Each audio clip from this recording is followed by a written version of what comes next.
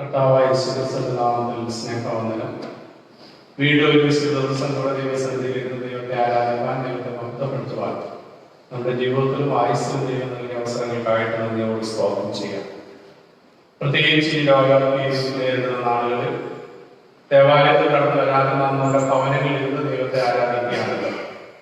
നമ്മുടെ ആരാധനകളും നമ്മുടെ സ്തുതികളും സ്തോത്രങ്ങളും ദൈവസന്നിധിയിൽ പ്രസാദമുള്ള യാഗമായി തീരുവാൻ ഇടയാകണമേ എന്ന് നമുക്ക് പ്രാർത്ഥിക്കാം. അതോടൊപ്പം തന്നെ നമ്മുടെ സംസ്ഥാനങ്ങളും മറ്റു സംസ്ഥാനങ്ങളും വെള്ളപ്പൊക്ക രീതിയിലും അനേകം ലോകത്ത് നിന്ന് വാങ്ങിപ്പോകുന്ന ഒരു സാഹചര്യത്തിലാണല്ലോ നാം ആയിരിക്കുന്നത്. പ്രത്യേകിച്ച് വൈകാശത്തിലൂടെയും മണ്ണിടിച്ചിലൂടെയും അനേക ജീവിതങ്ങൾ കടന്നുപോയിരിക്കുന്നു. ദുഃഖത്തിരിക്കുന്നവരെ കുടുംബാംഗങ്ങൾ നമ്മുടെ ആരാധനയിൽ നമ്മുടെ പ്രാർത്ഥനയിൽ ഓർക്കണമേ എന്ന് ഓർമ്മിക്കുന്നു. അതോടൊപ്പം തന്നെ ചുറ്റുപാട് നമ്മുടെ ദേശത്ത് വെള്ളപ്പൊക്ക ഭീതിയിലായിരിക്കുന്നുണ്ട്. നമ്മുടെ ദേശത്തിന് വേണ്ടിയും നമ്മുടെ രാജ്യത്തിന് വേണ്ടിയും ലോകരാജ്യങ്ങൾക്ക് വേണ്ടിയും പ്രാർത്ഥിക്കുവാനായിട്ട് നമ്മൾ ഈ ദിവസങ്ങൾ ചെലവഴിക്കണമേ എന്ന് പ്രത്യേകിച്ച് ഓർമ്മിക്കുന്നു. എല്ലാവരെയും ആദരപൂർവ്വം ഈ ആരാധനയിലേക്ക് സ്വാഗതം ചെയ്തുകൊണ്ടേ നമുക്ക് പ്രാർത്ഥിക്കാം. സ്നേഹവാനും പരിശുദ്ധനുമായ ദൈവമേ, സ്വർഗ്ഗീയ പിതാവേ, ഒരു വിശുദ്ധ ദിവസം കൂടെ അവിടെ ദൈവദാനമായി നൽകി ദൈവസന്നിധിയിൽ കടന്നു വന്ന് ദൈവത്തെ ആരാധിക്കാൻ, ദൈവത്തെ മഹത്വപ്പെടുത്തുവാൻ, ദൈവത്തെ സ്തുതിപ്പാൻ ഞങ്ങളുടെ രൂപത്തിൽ ലഭിക്കുന്ന അവസരങ്ങൾക്കായിട്ട് സ്തോത്രം. ദൈവമേ, ദേശത്തിന്റെ വിവിധ ഭാഗങ്ങളിൽ നിന്ന് ഈ ആരാധനയിൽ പങ്കുകൊള്ളുന്ന എല്ലാ നിന്റെ മക്കളെ അവരുടെ സന്നിധിയിലേക്ക് സമർപ്പിക്കുന്നു. ഈ ആരാധന അവർക്ക് ഒരു അനുഗ്രഹത്തിന് മുഖാന്തരമാക്കി തീർക്കണമേ. കടന്നു വന്ന എല്ലാ നിന്റെ മക്കൾക്കായി സ്തോത്രം ചെയ്യുന്നു. പ്രത്യേകിച്ച് ഈ രോഗഭീതിയും വെള്ളപ്പൊക്ക ഭീതിയാലും മനുഷ്യമായ കാര്യങ്ങളായിരിക്കുന്ന ദൈവങ്ങളെല്ലാം ഞങ്ങൾ ഓർത്ത് പ്രാർത്ഥിക്കുന്നു. ദൈവം അവർക്കെല്ലാം വേണ്ടുന്ന കൃപ ഉയർത്തുന്ന പ്രദാനം ചെയ്യണമേ. അവിടുന്ന് ഭൂമിയെ സൃഷ്ടിച്ചവരാകുന്നത്, അതിനെ നിയന്ത്രിക്കുന്നതും അവിടുന്ന് ആകെയാൽ ഞങ്ങളെ വാഴ്ത്തുന്നു. ഞങ്ങളുടെ ജീവിതങ്ങളെ ദൈവസന്നിധിയിൽ സമർപ്പിച്ചുകൊണ്ട് അങ്ങേക്ക് വേണ്ടി ജീവിപ്പാനും പ്രവർത്തിപ്പാനും അവിടുന്ന് സഹായിക്കണമെന്ന് പ്രാർത്ഥിക്കുന്നു. ഈ ആരാധന ആദ്യോടെ അവിടുത്തെ സാന്നിധ്യത്തിൽ ഇരിക്കണമേ. ദൂരത്തുറ്റാരണം വരുന്നത് ആരാധനയിൽ പങ്കുകൊള്ളുമ്പോൾ ദൈവത്തിന്റെ സാന്നിധ്യം ധാരാളമായി അനുഭവിച്ചുകൊണ്ട് അങ്ങേ മഹത്വപ്പെടുത്തുവാൻ അവിടുന്ന് ഇടയാക്കണമെന്ന് എന്ന് പ്രാർത്ഥിക്കുന്നു. ദുർബലം നന്മകളും കൊണ്ട് നിറയ്ക്കണമെന്ന് മശിഹാവിനെ പ്രാർത്ഥന കേൾക്കണമേ. ആമേൻ. കർത്താവിന്റെ നാമത്തിന്റെ സ്തുതിക്ക് മഹത്വത്തിനുമായി ഞാൻ നിങ്ങൾക്ക് 209 കീർത്തനം പാടാം. കീർത്തനം 209.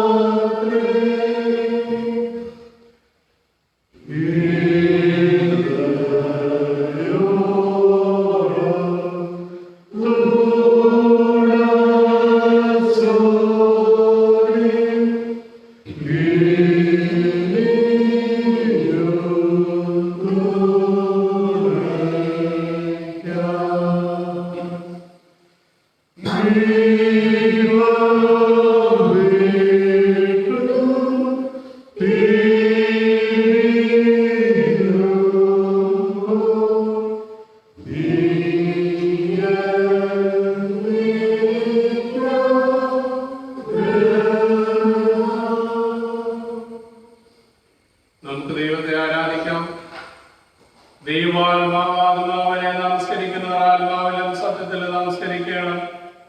നമ്മുടെ പിതാവായ ദൈവത്തിൽ നിന്നും കർത്താവായ യേശുക്രിസ്തുവിൽ നിങ്ങൾ കൃപയും സമാധാനം ഉണ്ടാകട്ടെ. ഇത് യഹോവ ഉണ്ടാക്കിയ ദിവസം നിന്ന് നാം സന്തോഷിച്ച് ആനന്ദിക്കാം. കർത്താവേ, ഞങ്ങളുടെ അതിരങ്ങളെ തുറക്കണമേ. പിതാവിനും പുത്രനും പരിശുദ്ധാത്മാവിനും മഹത്വം ഉണ്ടാകട്ടെ. തൃത്വത്തിന് സ്തുതി. സൈന്യങ്ങളുടെ ദൈവമായ കർത്താവ് പരിശുദ്ധൻ, പരിശുദ്ധൻ, പരിശുദ്ധൻ. ആകാശവും ഭൂമിയും നിന്റെ മഹത്വം കൊണ്ട് നിറഞ്ഞിരിക്കുന്നു. മഹോന്നതനായ കർത്താവേ, നിനക്ക് മഹത്വം ഉണ്ടാകട്ടെ.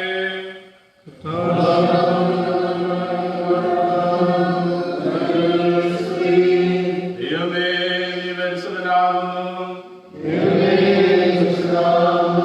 സർവശക്തനെ, നീ പരിശുദ്ധനാകുന്നു. മരണമില്ലാത്തവനെ, നീ പരിശുദ്ധനാകുന്നു. ഞങ്ങൾക്ക് വേണ്ടി ക്രൂശിക്കപ്പെട്ട ഞങ്ങളുടെ വീണ്ടെടുപ്പായ കർത്താവേ, ഞങ്ങളോട് കരുണ ചെയ്യണമേ.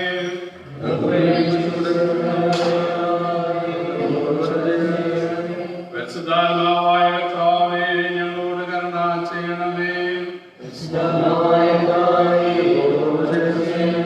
കർത്താവേ, ഞങ്ങളുടെ പ്രാർത്ഥനകളും സ്തോത്രവും കൈക്കൊണ്ട് ഞങ്ങളോട് കരുണ ചെയ്യണമേ. പ്രാർത്ഥിക്കാം. സർവശക്തനായ ദൈവമേ, ഞങ്ങളുടെ കർത്താവായ യേശുക്രിസ്തു മുഖാന്തരം ഞങ്ങളുടെ ആരാധനയെ സ്തോത്രവും ദിനവുമായി അർപ്പിക്കുന്നതിനായി ഞങ്ങൾ നിന്റെ സന്നിധിയിലേക്ക് വന്നിരിക്കുന്നു. ഞങ്ങളുടെ പാപങ്ങളെ പരമാർത്ഥമായിട്ട് പറയുന്നതിനും മറ്റുള്ളവർക്ക് ഞങ്ങൾക്ക് വേണ്ടി പ്രാർത്ഥിക്കുന്നതിന് ഞങ്ങളെ സഹായിക്കണമേ. നിന്റെ പരിശുദ്ധ വചനം ശ്രദ്ധയോടെ കേൾക്കുന്നതിനാൽ ഞങ്ങൾ നിന്റെ സ്നേഹത്തിന്റെ വലുപ്പത്തെ കൂടുതൽ യഥാർത്ഥമാകുകയും നിന്റെ കൃപാഫലങ്ങളെ ഞങ്ങളുടെ ജീവിതത്തിൽ തെളിയിച്ചു കാണിക്കുകയും ചെയ്യേണ്ടതിന് ഞങ്ങളുടെ കർത്താവായ യേശുക്രിസ്തു മൂലം കൃപ ചെയ്യണമേ. പാപസ്വീകാരം. നമുക്ക് പാപമില്ല എന്ന് നാം പറയുന്നുവെങ്കിൽ നമ്മെ തന്നെ വഞ്ചിക്കുന്നു. സത്യം നമ്മില്ലാതെയായി. നമ്മുടെ പാപങ്ങളെ ഏറ്റുപറയുന്നുവെങ്കിൽ അവൻ നമ്മുടെ പാപങ്ങളെ ക്ഷമിച്ച് സകല അനീതിയും ഒക്കെ നമ്മെ ശുദ്ധീകരിപ്പാൻ തക്കവണ്ണം വിശ്വസ്തനും നീതിമാനുമാകുന്നു. ഞാൻ എഴുന്നേറ്റ് അപ്പന്റെ അടുക്കെത്തുന്നവനോട്, അപ്പാ, ഞാൻ സ്വർഗ്ഗത്തോട് നിന്നോട് പാപം ചെയ്തിരിക്കുന്നു, ഇനി നിന്റെ മകന്റെ മേൽ ഞാൻ യോഗ്യനല്ല എന്ന് പറയും. ദൈവരാജ്യം സമീപിച്ചിരിക്കുന്നു. മാനസാന്തരപ്പെട്ട് സുവിശേഷത്തിൽ വിശ്വസിപ്പീൻ. നമുക്കുള്ള മഹാപുരോഹിതൻ നമ്മുടെ ബലഹീനതകളിൽ സഹതാപം കാണിക്കാൻ കഴിയാത്തവനല്ല, പാപം വഴിയെ സർവത്തിൽ നമുക്ക് തുല്യനായി പരീക്ഷിക്കപ്പെട്ടവനത്രേ നമുക്കുള്ളത്. നമുക്ക് മുട്ടുകുത്തുമാനമായി നമ്മെ തന്നെ ശോധന ചെയ്യാം.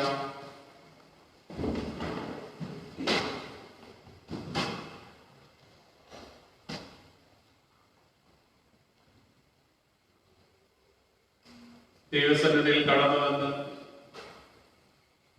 ദൈവത്തെ നാം ആരാധിക്കുമ്പോൾ അറിഞ്ഞോ അറിയാതെ ചെയ്തു പോയ സകല കുറവുകളെയും കുറ്റങ്ങളെയും നമുക്ക് ദൈവസന്നിധിയിൽ ഏറ്റുപറയാം. നമുക്ക് നമ്മുടെ പാപങ്ങളെ സർവശക്തനായ ദൈവത്തോട് വിനയമായി ഏറ്റുപറയാം. ഒന്നാമത്തെ പ്രാർത്ഥന നമുക്ക് ചേർന്ന് ഉപയോഗിക്കാം. സർവശക്തി മഹാബലനാമേ,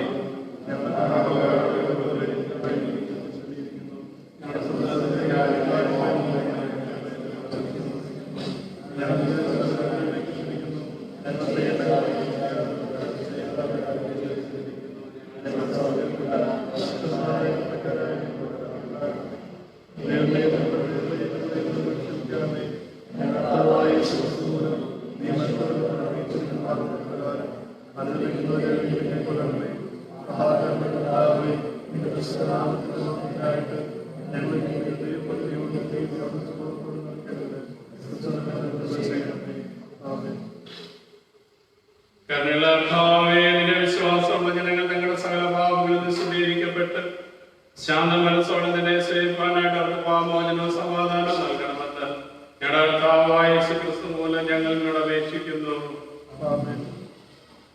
ദൈവവചന ശുശ്രൂഷയ്ക്കായി നമുക്ക് എല്ലാവർക്കും എഴുന്നേൽക്കാം. കർത്താവിനെ സ്തുതിപ്പീൻ. 95-ാം സങ്കീർത്തനം നമുക്ക് വാക്യമായിട്ട് വായിക്കാം. സങ്കീർത്തനം 95. വരുവിൻ, നാം യഹോവയ്ക്ക് ഉല്ലസിച്ച് ഘോഷിക്കാം, നമ്മുടെ രക്ഷയുടെ പാറയ്ക്ക് ആർപ്പിടുക. യഹോവ മഹാദൈവമല്ലോ, അവൻ സകല ദേവന്മാർക്കും മീതെ മഹാരാജാവ് തന്നെ. സമുദ്രം അവനുള്ളത്, അവൻ അതിനെ ഉണ്ടാക്കി, കരയും അവന്റെ കൈകൾ മലഞ്ഞിരിക്കുന്നു. അവൻ നമ്മുടെ ദൈവമാകുന്നു, നാം അവൻ നയിക്കുന്ന ജനവും അവന്റെ കൈകളെ ആളുകളും തന്നെ. പിതാവിനും പരിശുദ്ധാത്മാവിനും മഹത്വം ഉണ്ടാകട്ടെ. നിൽക്കവേ തന്നെ സങ്കീർത്തനം വായിക്കുന്നു.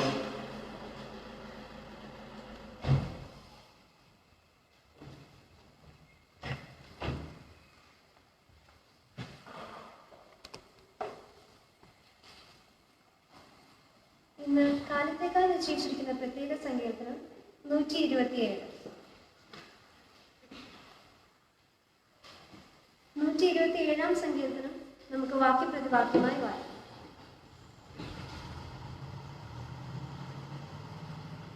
യഹോവ വീട് പണിയാതിരുന്നാൽ പണിയുന്നവൻ വൃഥ അധ്വാനിക്കുന്നു. യഹോവ പട്ടണം കാക്കാതിരുന്നാൽ കാവൽക്കാരൻ വൃഥ ജാഗരിക്കുന്നു.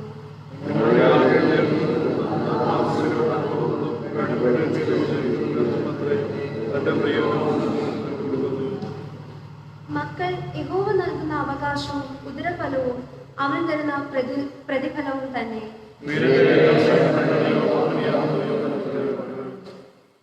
അവയെ കൊണ്ട് തന്നെ ആവനാഴിക നിറച്ചിരിക്കുന്നു. പുരുഷൻ ഭാഗ്യവാൻ. നഗരവാതിക്കൽ വെച്ച് ശത്രുക്കളോട് സംസാരിക്കുമ്പോൾ അങ്ങനെയുള്ളവർ ലജ്ജിച്ചു പോകുകയില്ല. പിതാവിനും പുത്രനും പരിശുദ്ധാത്മാവിനും മാത്രം ഉണ്ടാകട്ടെ. ഇപ്പോൾ ഒന്നാം പാഠം വായിക്കുന്നു.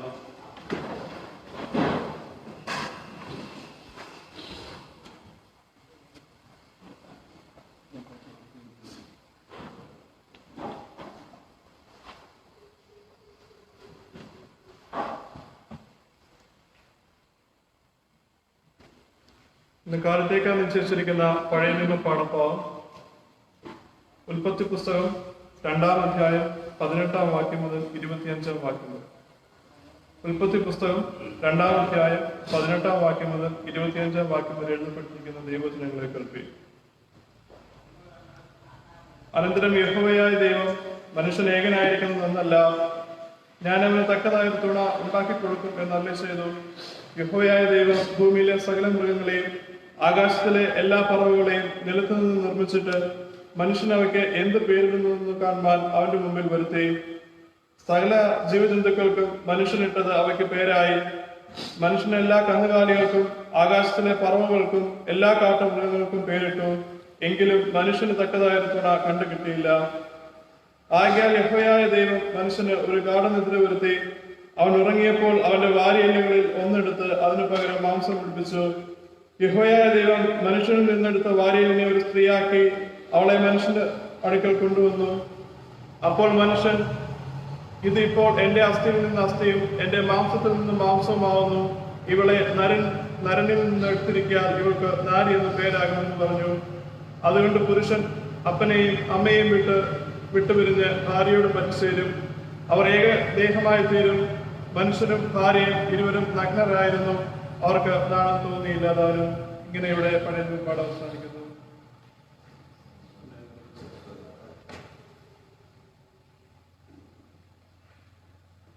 നമുക്ക് എല്ലാവർക്കും എഴുന്നേറ്റ് നിന്ന് സക്കറിയാവിന്റെ പാട്ട് വാക്യമായിട്ട് വായിക്കാം. ഇസ്രായേലിന്റെ ദൈവമായ കർത്താവ് അനുഗ്രഹിക്കപ്പെട്ടവൻ. അവൻ തന്നെ ജനത്തെ സന്ദർശിച്ച് ഉദ്ധാരണം ചെയ്യുകയും നമ്മുടെ ശത്രുക്കളുടെ വശത്ത് നിന്ന് നമ്മെ പയക്കുന്ന ഏവരുടെയും കയ്യിൽ നിന്നും നമ്മെ രക്ഷിപ്പാൻ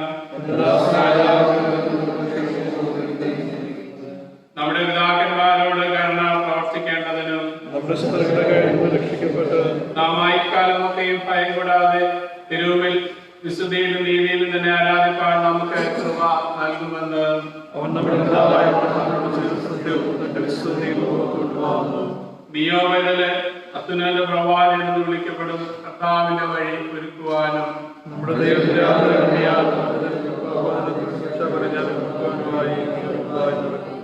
ഇരുളിലും മരണത്തിലിരിക്കുന്നവർക്ക് പ്രകാശിച്ച് നമ്മുടെ കാലുകളെ സമാധാന മാർഗത്തിൽ നടത്തേണ്ടതിന് പിതാവിനും പുത്രനും പരിശുദ്ധാത്മാവിനും മഹത്വം ഉണ്ടാകട്ടെ. ഇരിക്കാം. രണ്ടാം പാഠം വായിക്കുന്നു.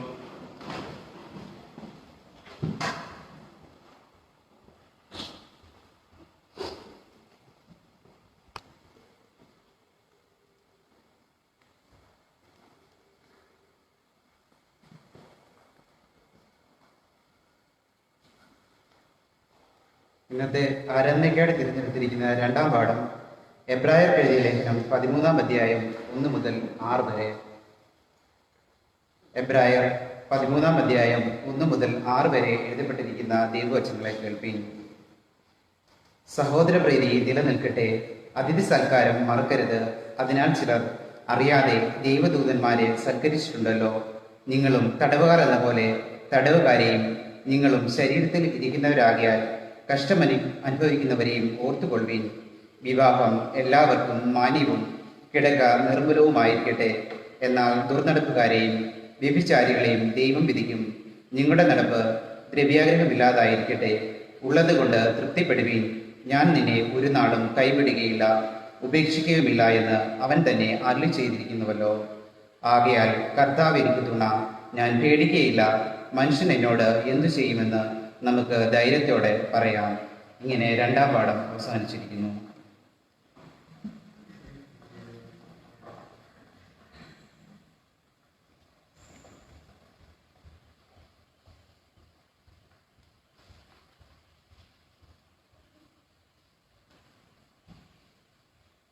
വിശുദ്ധ സുവിശേഷം വിശുദ്ധ മത്തായി എഴുതിയ സുവിശേഷം 19-ാം അധ്യായം 3-ാം വാക്യം മുതൽ 6-ാം വാക്യം വരുന്നപ്പോഴത്തേക്ക് ദൈവവചനം കേൾക്കുകയും വിശുദ്ധ സുവിശേഷത്തിൽ വിശുദ്ധ മത്തായി എഴുതിയ സുവിശേഷം 19-ാം അധ്യായം 3-ാം വാക്യം മുതൽ. പരീശന്മാർ അവന്റെ അടുക്കൽ വന്ന് ഏത് കാരണം ചൊല്ലിയും ഭാര്യ ഉപേക്ഷിക്കുന്ന വിഹിതമോ എന്ന് അവനെ പരീക്ഷിച്ച് ചോദിച്ചു. അതിനവൻ, സൃഷ്ടിച്ചവൻ ആരെയും അവരെ ആണും പെണ്ണുമായി സൃഷ്ടിച്ചുവെന്നും നിമിത്തം മനുഷ്യൻ അപ്പനെയും അമ്മയും വിട്ട് ഭാര്യയോട് പറ്റിച്ചേരും, ഇരുവരും ഒരു ദേഹമായി തീരും എന്ന് അരുളി ചെയ്തു എന്ന് നിങ്ങൾ വായിച്ചിട്ടില്ലയോ? അതുകൊണ്ട് അവർ മേലെ രണ്ടല്ല ഒരു ദേഹമത്രേ. ആകെ ദൈവം യോജിപ്പിച്ചതിനെ മനുഷ്യൻ വേർപിരിക്കരുത് എന്ന് ഉത്തരം പറഞ്ഞു. ഇങ്ങനെ സുവിശേഷ പാഠഭാഗം കഴിഞ്ഞു.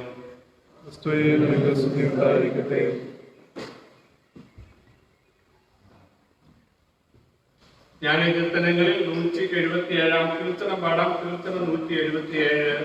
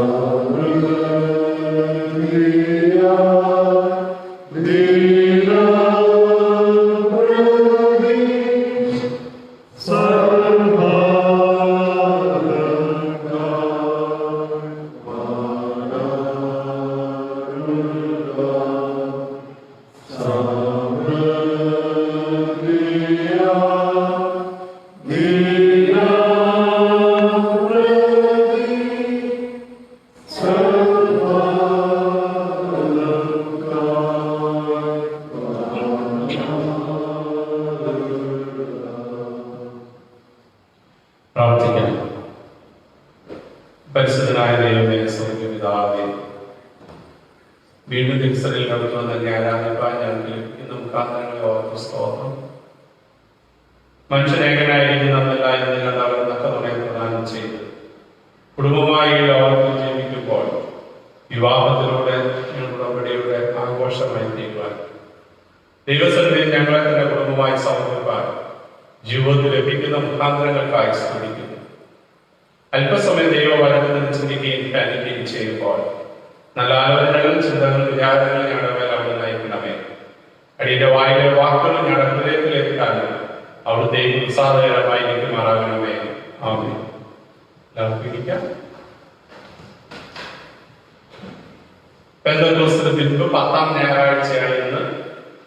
സഭാകാലങ്ങൾ അനുസരിച്ച് നമുക്ക് ചിന്തിക്കുവാനുള്ള വിഷയം വിവാഹം, ഉടമ്പടിയുടെ ആഘോഷം എന്നതാണ്. മാരേജ് സെലിബ്രേഷൻ ഓഫ് കവനന്റ് എന്ന ചിന്തയാണ് നമുക്ക് ചിന്തിക്കുവാനുള്ളത്. നാം നമ്മുടെ ഭവനങ്ങളിൽ നിന്ന് ഈ ആരാധനയിൽ സംബന്ധിക്കുമ്പോൾ നമ്മുടെ ജീവിതങ്ങളെയും ബന്ധങ്ങളെയും കൂടുതൽ ഓർക്കുവാനും അതിന് കൂടുതൽ ഊന്നൽ നൽകിക്കൊണ്ട് ജീവിക്കുവാനും നമുക്ക് സാധിക്കും. വിവാഹം എന്നത് മനുഷ്യബന്ധങ്ങളെല്ലാം ആരംഭിക്കുന്നത് കുടുംബം എന്ന അടിസ്ഥാന ഘടകത്തിൽ നിന്നാണ്.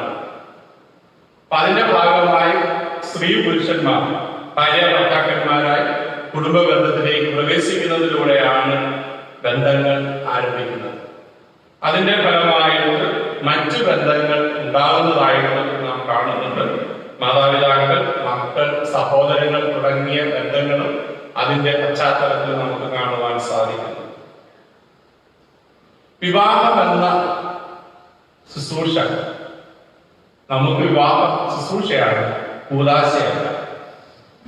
അപ്പൊ അതുകൊണ്ട് ദേവാലയത്തിൽ വെച്ച് വിവാഹ ശുശ്രൂഷ നടത്തപ്പെടുമ്പോൾ ചെയ്യുന്ന ഉടമ്പടികളും തുടർന്നുള്ള കാര്യങ്ങളെല്ലാം കുടുംബജീവിതത്തിലേക്ക് പ്രവേശിച്ചവർക്ക് അറിയാവുന്നതാണ്. ഇപ്പൊ ദൈവം മുൻപാകെ നാം ഒരു പ്രതിജ്ഞ അല്ലെങ്കിൽ ഉടമ്പടി എടുത്തുകൊണ്ട് പങ്കാളികളുമായി കുടുംബജീവിതത്തിലേക്ക് മുൻപോട്ട് പോകുന്ന സാഹചര്യമാണ്. അതൊരു ഉടമ്പടിയാണ്. ദൈവം മുൻപാകെ ചെയ്യുന്ന ഉടമ്പടി ജീവിതാവസാനം വരെ നിലനിർത്തിക്കൊണ്ട് മുൻപോട്ട് പോകുന്ന ഒരു സാഹചര്യമാണ്. വധുവരന്മാർ ദൈവം മുൻപാകെ ചെയ്യുന്ന ഉടമ്പടിയുടെ അനുഭവങ്ങൾ അവരുടെ തുടർന്നുള്ള ജീവിത സാഹചര്യങ്ങളിൽ അത് മുൻപോട്ട് പോകുന്നതാണ്.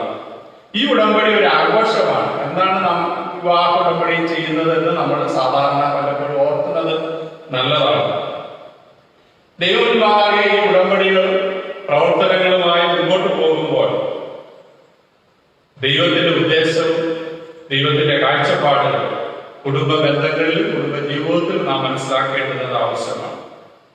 മനുഷ്യ ജീവിതം എന്ന് പറയുന്ന ബന്ധങ്ങളുടെ ഒരു സമുച്ചയമായിട്ടാണ് നാം മനസ്സിലാക്കുന്നത്. അതുകൊണ്ട് വിവാഹത്തിലൂടെ സ്ത്രീയും പുരുഷനും ഒന്നായി ജീവിതത്തിൽ മുൻപോട്ട് കൊണ്ടുപോകുമ്പോൾ അതിലൂടെ പല ബന്ധങ്ങളും ഉണ്ടാകുന്നതായിട്ട് നാം മനസ്സിലാക്കുന്നു. പാഠഭാഗത്തെ ആസ്പദമാക്കി നാം ചിന്തിക്കുമ്പോൾ ഒന്നാം പാഠഭാഗമായ ഉൽപ്പത്തി പുസ്തകം 2-ാം അധ്യായം 18 മുതലുള്ള വാക്യങ്ങളാണല്ലോ നാം വായിച്ച് കേട്ടത്. അവിടെ മനുഷ്യന് തക്ക തുണയെ ദൈവം നൽകുന്ന ഒരു കാഴ്ചപ്പാട് അവിടെ കാണുന്നു. ദൈവം സൃഷ്ടിച്ച സകല ജീവജാലങ്ങളെയും മനുഷ്യന്റെ മുൻപാകെ കൊണ്ടുവന്ന് നിർത്തുന്നു. മനുഷ്യൻ അവയ്ക്ക് പേരിടുന്നതായിട്ട് നാം കാണുന്നു. എന്നാൽ അവയിൽ നിന്ന് തനിക്കൊരു തുണയെ ലഭിക്കുന്നില്ല എന്ന് കണ്ടപ്പോൾ ദൈവം അവനൊരു ഗാഠനിദ്ര വരുത്തി അവന്റെ ഒരു എല്ലെടുത്ത് സ്ത്രീയെ സൃഷ്ടിച്ചതായിട്ട് നാം കാണുന്നു. അപ്പോഴാണ് ഇതെന്റെ ദേഹവും എന്റെ മാംസവുമാണ് എന്ന് പുരുഷൻ മനസ്സിലാക്കി സ്ത്രീയെ സ്വീകരിക്കുന്നതായിട്ട് അവിടെ നാം കാണുന്നു. 2-ാം പാഠഭാഗത്തേക്ക് വരുമ്പോൾ എബ്രായരുടെ ലേഖനം 13-ാം അധ്യായം 1 വാക്യങ്ങളാണ് 2-ാം പാഠഭാഗമായിട്ട് നാം വായിച്ചത്. അവിടെ സൂചിപ്പിക്കുന്നത് കുടുംബ ജീവിതത്തിലെ വിശ്വസ്തതയായ അനുഭവങ്ങളാണ്. ആ കാഴ്ചപ്പാട് കാണുന്നത് സങ്കീർത്തനത്തിൽ സൂചിപ്പിക്കുന്നത് മക്കൾ യഹോവ നൽകുന്ന അനുഗ്രഹമാണ്, അവകാശമാണ് എന്ന് അവിടെ കാണുന്നു. അതുപോലെ മത്തായിയുടെ സുവിശേഷം 19-ാം അധ്യായം 3-ാം വാക്യം മുതലാണ് സുവിശേഷ പാഠഭാഗമായിട്ട് നാം വായിച്ചത്. അവിടെ കാണുന്ന വസ്തുത എന്ന് പറയുന്നത് ദൈവം കൂട്ടിച്ചേർത്തവരെ ഒരിക്കലും വേർപെടുത്താൻ പാടില്ല എന്ന് സൂചിപ്പിച്ചിരിക്കുന്നു. അപ്പൊ കുടുംബ ബന്ധങ്ങളിലേക്ക് നാം പ്രവേശിക്കുമ്പോൾ എന്താണ് രണ്ട് വ്യത്യസ്ത സാഹചര്യങ്ങളിൽ നിന്ന് ഒരുമിച്ച് ജീവിക്കുമ്പോൾ, രണ്ട് സാഹചര്യങ്ങളിൽ നിന്ന് വളർന്നു വന്നവർ ഒരുമിച്ച് ജീവിക്കുമ്പോൾ അവർ പരസ്പരം അറിയുവാനും അവർ പരസ്പരം മനസ്സിലാക്കുവാനും ഒന്നിച്ച് ജീവിതത്തെ മുമ്പോട്ട് കൊണ്ടുപോകുവാനും സാധിക്കേണ്ടിയിരിക്കും. കുടുംബ ബന്ധങ്ങളുടെ ആഴങ്ങളും അനുഭവങ്ങളും മനസ്സിലാക്കുവാനായിട്ട് നമുക്ക് സാധിക്കണം. വ്യക്തിത്വം അതിൽ പ്രധാന ഘടകമായിട്ട് നാം കാണുന്നു. മനുഷ്യ സമൂഹത്തിന് വ്യത്യസ്ത സാഹചര്യങ്ങളിൽ പെരുമാറുവാനായിട്ട് മനുഷ്യന് സാധിക്കുന്നു എന്നത് ഒരു പ്രത്യേകതയാണ്.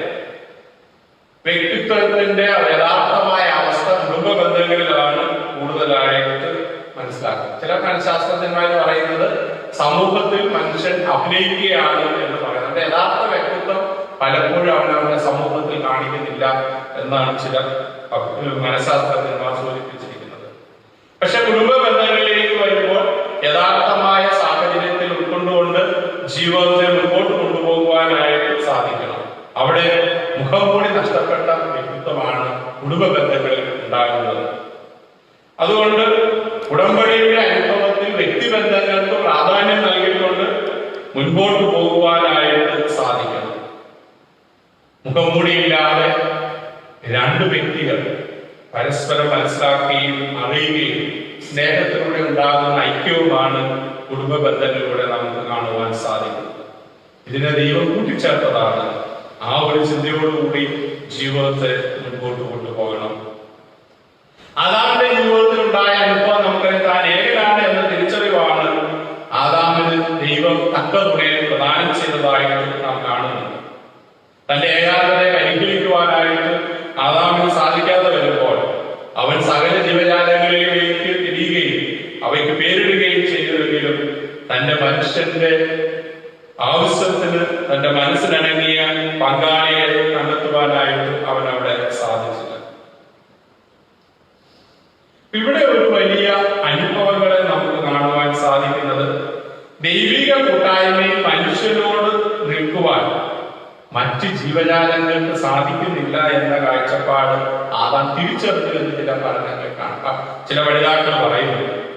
അപ്പോൾ അതുകൊണ്ട് ദൈവത്തിന്റെ സ്വരൂപത്തിൽ സൃഷ്ടിക്കപ്പെട്ട മനുഷ്യന് തന്റെ സ്വരൂപത്തിലായിരിക്കുന്ന അനുയോജ്യമായ വ്യക്തിയുമായിട്ട് മാത്രമേ മുൻപോട്ട് പോകുവാൻ സാധിക്കുകയുള്ളൂ എന്ന് നാം കാണുന്നു. അപ്പൊ ദൈവസ്വരൂപം എന്ന് പറയുന്നത് ദൈവിക ഉണ്മയാണ്. അത് ദൈവത്തിന്റെ സ്വഭാവമാണ്. ദൈവ സ്വഭാവം എന്ന് പറയുന്നത് സ്നേഹം, സന്തോഷം, ദയ, കരുണ, അങ്ങനെയുള്ള കാര്യങ്ങളൊക്കെയാണ്. അപ്പൊ ദൈവിക സ്വഭാവത്തെ വെളിപ്പെടുത്തുവാനായിട്ട് ഒരു മനുഷ്യന് മാത്രമേ സാധിക്കൂ. അതുകൊണ്ട് തക്കതായ തുണ എന്നതുകൊണ്ട് ഉദ്ദേശിക്കുന്നത് മനുഷ്യ ബന്ധങ്ങളാണ് അവിടെ കാണുവാൻ സാധിക്കുന്നത്. അപ്പൊ ദൈവിക ഛായയിൽ സൃഷ്ടിക്കപ്പെട്ട തനിക്ക് കൂട്ടമായി ഒന്നിച്ച് ദൈവത്തെ ആരാധിക്കാൻ ആ ഉടമ്പടിയിൽ മുൻപോട്ട് പോകുവാനും സാധിക്കുന്നത് ഈ ഒരു കാഴ്ചപ്പാടിലാണ്. അപ്പൊ തന്റെ വ്യക്തിത്വത്തിന്റെ പൂർണ്ണത മനസ്സിലാക്കി ജീവിതത്തെ മുൻപോട്ട് കൊണ്ടുപോകുവാനായിട്ട് ശ്രമിക്കുന്നു. അതുകൊണ്ടാണ് അവിടെ ഒരു ഉടമ്പടിയാണ് എന്ന് നാം മനസ്സിലാക്കുന്നത്. ഉടമ്പടി എന്ന അനുഭവം, ഉടമ്പടി എന്ന കാഴ്ചപ്പാട് പരസ്പര ബന്ധത്തിലൂടെ ദൈവവും ഭാര്യയും, ഭാര്യയും ഭർത്താവും, സ്ത്രീയും പുരുഷനും ഒന്നിച്ച് ജീവിതത്തെ മുൻപോട്ട് കൊണ്ടുപോകുന്ന സാഹചര്യമാണ്. ഇന്നത്തെ ലോക ചുറ്റുപാടുകളിൽ വിവാഹത്തിന്റെ വിശദമായ കാഴ്ചപ്പാടുകളും അതിന് വികലമായ സാഹചര്യങ്ങളെയും നമുക്ക് കാണുവാൻ സാധിക്കുന്നു. പുരുഷനും പുരുഷനും, സ്ത്രീയും സ്ത്രീയും വിവാഹം കഴിക്കുന്ന ഒരു സാഹചര്യത്തിലാണ് ഇന്ന് നാം ആയിരിക്കുന്നത്. മനഃശാസ്ത്രജ്ഞന്മാരും മറ്റു പലരും അതിനെ പ്രോത്സാഹിപ്പിക്കുന്നെങ്കിലും ദൈവിക ഉദ്ദേശം അനുസരിച്ച് സ്ത്രീയും പുരുഷനും തമ്മിലുള്ള വിവാഹമാണ് ദൈവ ഉടമ്പടി എന്ന് നാം മനസ്സിലാക്കും. ദൈവത്തിന്റെ കാഴ്ചപ്പാടുകളും ദൈവത്തിന്റെ വ്യക്തിത്വത്തിന്റെ പൂർണ്ണതയും അവിടെയാണ് സംഭവിക്കുന്നതെന്നും മനസ്സിലാക്കും. അതുകൊണ്ട് വ്യക്തി ജീവിതത്തിന്റെ പൂർണ്ണത മനസ്സിലാക്കി ജീവിതത്തെ മുൻപോട്ട് കൊണ്ടുപോകുവാനും അതിനനുസരിച്ച് സാഹചര്യങ്ങളെ വിലയിരുത്തുവാനും സാധിക്കേണ്ടിയിരിക്കുന്നു. നമ്മുടെ ജീവിതത്തില് നമ്മുടെ വ്യക്തിത്വം വളരെ പ്രധാനപ്പെട്ട ഘടകമാണ്. കുടുംബ ബന്ധങ്ങളിലും സാമൂഹ്യ ബന്ധങ്ങളിലും ചുറ്റുപാടുകളിലും ഈ വ്യക്തിത്വത്തെ പ്രദർശിപ്പിക്കുവാനും വ്യക്തിത്വം നല്ല വ്യക്തിത്വങ്ങളായി തീരുവാനും പരസ്പരം അറിയുവാനും മനസ്സിലാക്കുവാനും സാധിക്കേണ്ടിയിരിക്കുന്നു. രണ്ടാമത് പരസ്പര ബഹുമാനമാണ്. ഭാര്യ ഭർത്താവും തമ്മിലുള്ള ബഹുമാനം അത് കുടുംബ ബന്ധങ്ങളിൽ വളരെ പ്രസക്തമാണ്. വിവാഹ ഉടമ്പടിയിൽ പറയുന്ന ഒരു വാക്കുണ്ട്, എത്ര പേരെ ഓർക്കുന്നറിയത്തില്ല. പറയുന്നത്, എന്റെ ശരീരം കൊണ്ട് ഞാൻ നിന്നെ മാനിക്കുന്നു, എന്റെ ഇഹലോക സമ്പത്തുകളെല്ലാം ഞാൻ നിനക്ക് അവകാശമാണ്. ദൈവഭാഗ്യം ചെയ്യുന്ന ഉടമ്പടിയാണ്. അപ്പൊ ശരീരം കൊണ്ട് മാനിക്കുകയും സമ്പത്തുകളെ അവകാശമാക്കുകയും ചെയ്യുന്ന ആ ഒരു ഷെയർ, അതാണ് ഇവിടെ നമുക്ക് കാണുവാൻ സാധിക്കുന്നത്. അപ്പൊ നമ്മുടെ പങ്കാളിയെ അറിയുവാനായിട്ട് നമുക്ക് സാധിക്കണം. ആദാമിന്റെ മുൻപാകെ കൊണ്ടുവന്ന് നിർത്തിയ സ്ത്രീയെ കണ്ടുകൊണ്ട് ആദാം പറയുന്ന ആദ്യത്തെ വാക്കിലാണ്, ഇതെന്റെ അസ്ഥിയിൽ നിന്ന് അസ്ഥിയും എന്റെ മാംസത്തിൽ നിന്ന് മാംസവുമാകുന്നു എന്നതാണ്. തനിക്ക് അജ്ഞാതമായിരുന്ന സാഹചര്യത്തിൽ നിന്ന് തന്നിൽ നിന്ന് തന്നെ ഉളവായ ഒരു അനുഭവമാണ്, ഒരു ഭാവമാണ് സ്ത്രീ എന്ന് മനസ്സിലാക്കുവാൻ ആദാമിന് സാധിച്ചു. അതാണ് പരസ്പരമുള്ള തിരിച്ചറിവെന്ന് നാം മനസ്സിലാക്കേണ്ടത്. അതുകൊണ്ടാണ് ആദാം വളരെ സന്തോഷത്തോടുകൂടി തന്റെ ഭാര്യയെ സ്വീകരിക്കുന്നതായി നാം കാണുന്നത്. ചില പഠിതാക്കൾ പറയുന്ന ആദ്യത്തെ പ്രേമ ഗീതമായിട്ടാണ് ഈ വാക്കുകൾ ഉപയോഗിച്ചത്. ഇതെന്റെ അസ്ഥിയിൽ നിന്ന് അസ്ഥിയും മാംസത്തിൽ നിന്ന് മാംസവുമാകുന്നു എന്നത്. ഇപ്പൊ ജീവിത പങ്കാളിയെ പരസ്പരം അറിയുവാനുള്ള ബന്ധം നമുക്കുണ്ടാകണം. അവിടെയാണ് പറയാ അറിയുക. വേദപുസ്തകത്തിൽ പല പദങ്ങൾ ഉപയോഗിച്ചിട്ടുണ്ട് ഇതിനെ. തക്കതായുള്ള പരസ്പരം അവർ അറിഞ്ഞു എന്നുള്ള വാക്കുകളെല്ലാം പങ്കാളിയെ അറിയുന്ന ആ ഒരു സാഹചര്യത്തിലാണ് നാം കാണുന്നത്. അപ്പൊ ഇവിടെ വേദപുസ്തകപ്രദമായി നാം ആയിരിക്കുമ്പോൾ ഇവിടെ ഒരു പദം ഉപയോഗിച്ചിരിക്കുന്നത് ഐസർ എന്ന പദമാണ് ഉപയോഗിച്ചിരിക്കുന്നത്. ഐസർ എന്ന പദത്തിന്റെ മീനിങ് തുണ എന്നതാണ്. ദൈവം മനുഷ്യന് തുണ നിൽക്കുന്നു എന്നതാണ് അതിന്റെ യഥാർത്ഥ ആശയം. അപ്പൊ ഇവിടെ ഇത് പരസ്പരം സഹായിക്കാൻ ശക്തരായ രണ്ട് പങ്കാളികൾ എന്ന ആശയമാണ് കുടുംബ ബന്ധങ്ങളിൽ തുണ എന്ന വാക്കുകൊണ്ട് നാം അർത്ഥമാക്കുന്നത്. അപ്പൊ ജീവിതത്തിൽ ഒന്നിച്ചു പോകുമ്പോൾ പരസ്പരം സഹായിക്കാൻ ശക്തരായ രണ്ട് വ്യക്തിത്വങ്ങളാണ് സ്ത്രീയും പുരുഷനും എന്ന് നാം മനസ്സിലാക്കണം. അപ്പൊ നമ്മുടെ ഓരോരുത്തരുടെയും ജീവിതാനുഭവങ്ങളെ നാം നോക്കുമ്പോൾ പങ്കാളിയെ നാം വാസ്തവമായിട്ട് അറിഞ്ഞിട്ടുണ്ടോ എന്ന് നാം ചിന്തിക്കേണ്ടിയിരിക്കും. മനുഷ്യന് ഗാഠനിദ്ര വരുത്തി. ഞങ്ങളെ പഠിക്കുന്ന സമയത്ത് ഞങ്ങളുടെ കൊച്ചി പ്രൊഫസർ പറഞ്ഞ ഒരു ഭാഗമുണ്ട്. പറഞ്ഞ മനുഷ്യനെ ദൈവം സൃഷ്ടിച്ച സമയത്ത് മനുഷ്യനെ ഗാഠനിദ്ര വരുത്തി. അവന്റെ എല്ലെടുക്കുന്നത് വാരിയെടുക്കുന്നത് ഇടത് സൈഡിൽ നിന്നാണ്. ഇടത് സൈഡിലെ പ്രത്യേകത അറിയാം. നമ്മുടെ ഹൃദയം നിൽക്കുന്നത് ഇടത് ഭാഗത്താണ്.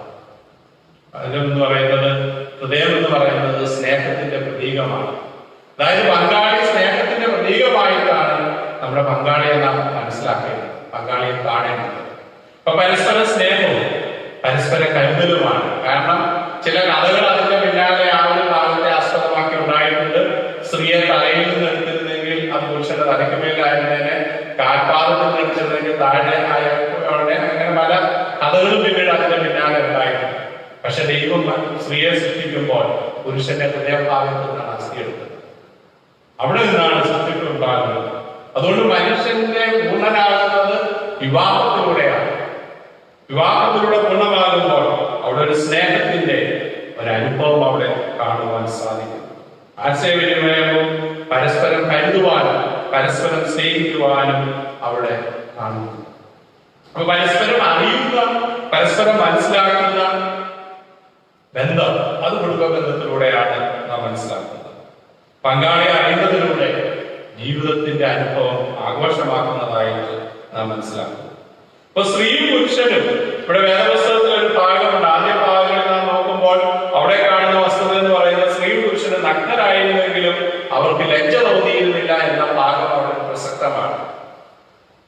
അതായത് തങ്ങളുടെ അവസ്ഥകളെ അവർ അറിഞ്ഞിരുന്നത് കൊണ്ട് അവർക്കൊരിക്കലും കുറവുകളെ മനസ്സിലാക്കുവാനും അവർക്കൊരു മറ ഉണ്ടായിരുന്നില്ല എന്നതാണ് അവിടെ കാണുന്നത്. വസ്ത്രം എന്ന കാഴ്ചപ്പാടല്ല, ഒരു മറ എന്ന ദർശനമാണ്. അപ്പൊ ഭാര്യാഭർത്തൃ ബന്ധത്തിൽ ഒരു മറ ഉണ്ടാകുവാനായിട്ട് പറ്റുകയില്ല. പാപം കടന്നുകൂടിയപ്പോൾ അവർക്കൊരു മറ ഉണ്ടായപ്പോഴാണ് അവർക്ക് ലജ്ജയുണ്ടായത് എന്ന് അവിടെ കാണുന്നു. അപ്പോൾ ഇവിടെ മറ കൂടാതെയുള്ള വ്യക്തിബന്ധങ്ങളാണ് കുടുംബ ബന്ധത്തിൽ അത്യാവശ്യമായിരിക്കുന്നത്. ജീവിത പങ്കാളിയുടെ രഹസ്യ ജീവിതങ്ങൾ അത് ബന്ധത്തിൽ വിഘടനങ്ങൾ ഉണ്ടാക്കുന്നതായിട്ട് നാം കാണുന്നു. അപ്പൊ പരസ്പരം അറിയുക എന്ന് പറയുമ്പോൾ ഈ ഒരു കാഴ്ചപ്പാട് നാം വളരെ വ്യക്തമായിട്ട് മനസ്സിലാക്കണം. അതിലുപരിയായി നമ്മുടെ ആത്മീയ തലങ്ങൾ, ഉടമ്പടി എന്ന് പറയുമ്പോൾ ദൈവമുമ്പാകെയാണ് നാം ഉടമ്പടി ചെയ്യുന്നത്. വിവാഹ ശുശ്രൂഷയിൽ നാം ദൈവസന്നിധിയിൽ കടന്നു വന്ന് പുരുഷനും സ്ത്രീയും ദൈവം 3 പേരാണ് ആ ശുശ്രൂഷ. പുരോഹിതന്മാരെ കാർമ്മികത്വം വഹിക്കുമെങ്കിലും ദൈവമുമ്പാകെ ചെയ്യുന്ന ഒരു ഉടമ്പടിയാണ്. അപ്പൊ ദൈവത്തെ അനുഭവിച്ചറിയുന്നതിലൂടെയാണ് മനുഷ്യ ജീവിതം അതിന്റെ പൂർണ്ണതയിലേക്ക് എത്തിച്ചേരുന്നത്. നമ്മുടെ ജീവിതത്തിൽ കുടുംബ ബന്ധങ്ങളിൽ ദൈവത്തെ അറിയുവാനും കുടുംബ ബന്ധങ്ങളെ ആത്മീയ തലങ്ങളിലേക്ക് കൊണ്ടുപോകുവാനും നമുക്ക് സാധിക്കുന്നുണ്ട്. പുരുഷനും സ്ത്രീയും തമ്മിലുള്ള ഒരുമിച്ചുള്ള ദൈവത്തെ അന്വേഷിക്കുന്നതാണ് അവരുടെ ദാമ്പത്യ ജീവിതം. അപ്പൊ ദൈവത്തെ അന്വേഷിച്ച് മുൻപോട്ട് പോകുന്ന ഒരു അനുഭവമാണ് സ്ത്രീയും പുരുഷനിലൂടെ ഉണ്ടാകേണ്ടത്.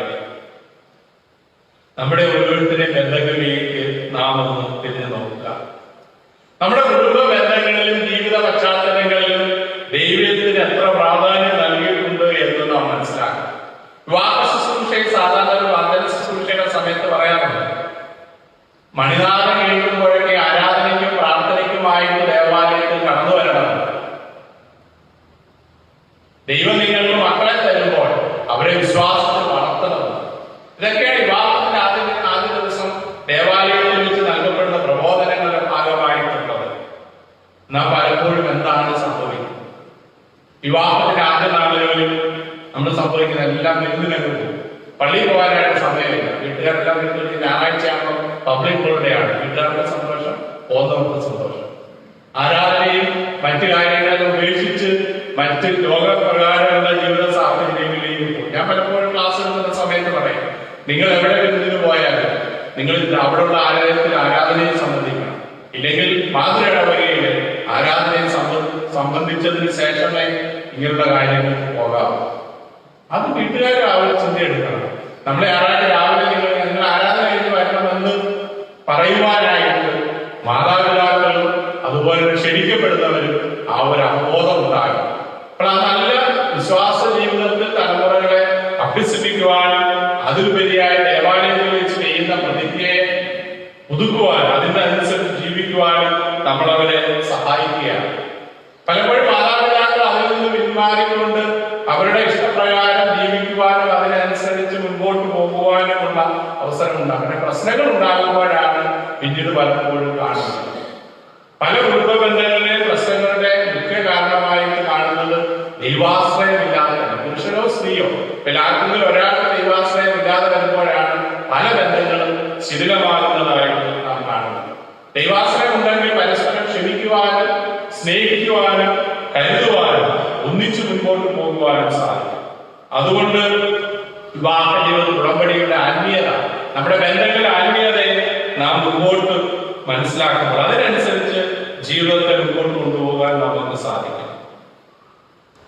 ദൈവത്തെ ഉപേക്ഷിക്കുന്നത് കൊണ്ടാണ് പലപ്പോഴും ബന്ധങ്ങളിൽ വിഘടനങ്ങൾ സംഭവിക്കുന്നതായിട്ട് നാം മനസ്സിലാക്കുന്നത്. അതുകൊണ്ട് നമ്മുടെ വിവാഹ ജീവിതത്തെ കുറിച്ച് നാം ചിന്തിക്കുമ്പോൾ പരസ്പരം സ്നേഹിക്കുവാനും കരുതുവാനും നമുക്ക് സാധിക്കും. എഫെസ്യർക്കെഴുതിയ ലേഖനം 5-ാം അധ്യായം നാം നോക്കുമ്പോൾ അവിടെ ക്രിസ്തുവിന് സഭയെ സ്നേഹിച്ചതുപോലെ സ്നേഹിക്കുവാനായിട്ടാണ് ആവശ്യപ്പെടുന്നത്. അപ്പൊ ത്യാഗപൂർവമായ ഒരു അനുഭവമാണ് നമ്മുടെ ഉള്ളിലുള്ള പാപത്തെ മാറി ജീവിതത്തെ മുൻപോട്ട് കൊണ്ടുപോകുന്ന ഒരനുഭവമായിരിക്കണം. സാധാരണ പലപ്പോഴും പറയാറുണ്ട്, കുടുംബ ബന്ധത്തിലേക്ക് പ്രവേശിക്കുമ്പോൾ ഐ എന്ന കോൺസെപ്റ്റ്, ഞാൻ എന്ന പാവം മാറി ഞങ്ങൾ എന്ന അനുഭവത്തിലേക്ക് വരണം. പലപ്പോഴും വിവാഹം കഴിഞ്ഞെങ്കിലും പല പുരുഷനും സ്ത്രീയും ഞാൻ എന്ന പാവത്തിലാണായിരിക്കും. ഈ ഞാൻ എന്ന പാവമാണ് പല ബന്ധങ്ങളിലും വിഘടനങ്ങൾ സംഭവിക്കുന്നത്. അതുകൊണ്ട് വ്യക്തിബന്ധങ്ങളിലും കുടുംബ ബന്ധങ്ങളിലേക്ക് പ്രവേശിക്കുമ്പോൾ പരസ്പരം മനസ്സിലാക്കി ജീവിതത്തെ മുൻപോട്ട് കൊണ്ടുപോകുവാനായിട്ട് സാധിക്കണം. അവിടെ വ്യക്തിബന്ധങ്ങൾക്ക് പ്രാധാന്യം നൽകിക്കൊണ്ട് പരസ്പരം കരുതുവാനും സ്നേഹിക്കുവാനും മുൻപോട്ട് പോകുവാനും നമുക്ക് സാധിക്കണം. ക്രിസ്തു നൽകിയ മാതൃക പിൻപറ്റിക്കൊണ്ട് കുടുംബ ജീവിതത്തിൽ മുൻപോട്ട് കൊണ്ടുപോകണം. ദൈവം യോജിപ്പിച്ചതാണ്. ദൈവഭാവത്തിലൂടെ ബന്ധങ്ങളെ മുൻപോട്ട് കൊണ്ടുപോകുവാനായിട്ട് സാധിക്കണം. നമ്മുടെ വിവാഹ ശുശ്രൂഷയെ കുറിച്ച് ഓർക്കുമ്പോൾ ഈ ഒരു ചിന്തയാണ് നമുക്ക് ഉണ്ടാകേണ്ടത്. നമ്മുടെ ഓരോരുത്തരുടെ ജീവിതങ്ങളെ നമുക്ക് ശോധന ചെയ്യാം. വിവാഹ ജീവിതത്തിലേക്ക് പ്രവേശിച്ചവരുണ്ട്, വിവാഹ ജീവിതത്തിലേക്ക് ഒരുങ്ങുന്നവരുണ്ട്.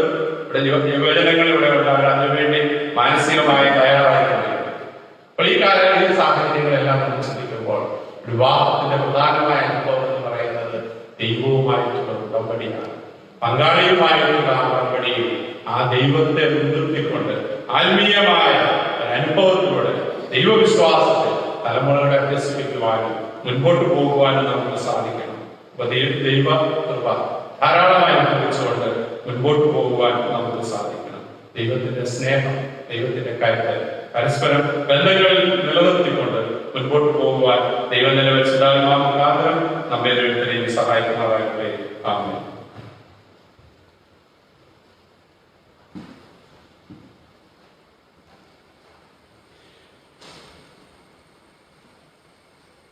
നമുക്ക് നമ്മുടെ വിശ്വാസ സന്നിധിയുടെ അപ്പോസ്തല വിശ്വാസ പ്രമാണത്തിന്റെ വാക്കുകളിലേക്ക് ചെല്ലാം. സർവശക്തിയുള്ള പിതാവായ ആകാശത്തെയും ഭൂമിയെയും സൃഷ്ടിച്ച ദൈവത്തെ ഞാൻ വിശ്വസിക്കുന്നു. അവന്റെ കർത്താവായ യേശുക്രിസ്തുവിനെ ഞാൻ വിശ്വസിക്കുന്നു. ഇവന്റെ പരിശുദ്ധാത്മാവിനാൽ ക്രൂശിക്കപ്പെട്ട് പരിച്ചടക്കപ്പെട്ടു. അത് പാതാളത്തിലേക്ക്